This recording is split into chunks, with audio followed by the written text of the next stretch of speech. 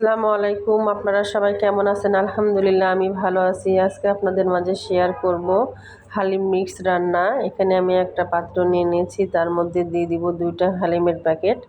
আমি এখানে 2টা হালিমের প্যাকেট নিয়ে নিয়েছি, আমাদের বাসায় মেহমান আসছে তো তাই।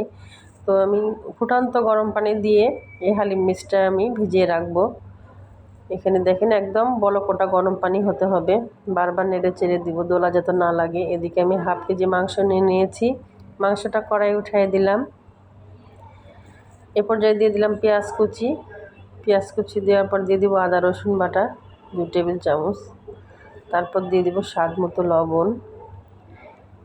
এর পর্যায়ে দিয়ে দিব আমি হলুদের গুঁড়া 2 টেবিল চামচ, মরিচের গুঁড়া দিয়ে দিব আমি, জিরে গুঁড়া দিয়ে দিলাম, এখানে ধনিয়া গুঁড়া দিয়ে দিলাম আমি 2-3টা মশলা বাড়ি দিয়ে রাখছিলাম মশলা। এখানে হালিম মিক্স মশলাটাও অ্যাড করে দিলাম।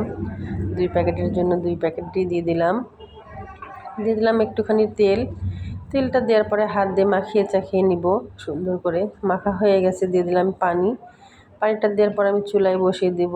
দেখেন চুলায় দেওয়ার পরে বারবার নাড়াচাড়া কষিয়ে নেওয়া হয়ে গেছে প্রায় আমার। এর মধ্যে দিয়ে দিব গরম পানি। এ পর্যায়ে আমি গরম পানি অ্যাড করলাম। বলকটা পর্যন্ত অপেক্ষা করব। এরপর মশলাগুলো আমি উঠিয়ে নিলাম, যেহেতু হালিম মিক্সের সাথে খেতে বাজবে তাই। বলক উঠে গেছে, এর মধ্যে দিয়ে দিব আমি মিশ্রণ করা সেই চাল ডালের মিশ্রণটা দিয়ে দেওয়ার পর নেড়ে চেড়ে দিব, নিচে যাতে দোলা না লাগে। এদিকে আমি বাগার তৈরি করে নিব। একটু দিয়ে দিলাম তেলের মধ্যে দিলাম আস্ত জিরা, শুকনা মরিচ, রসুন কুচি।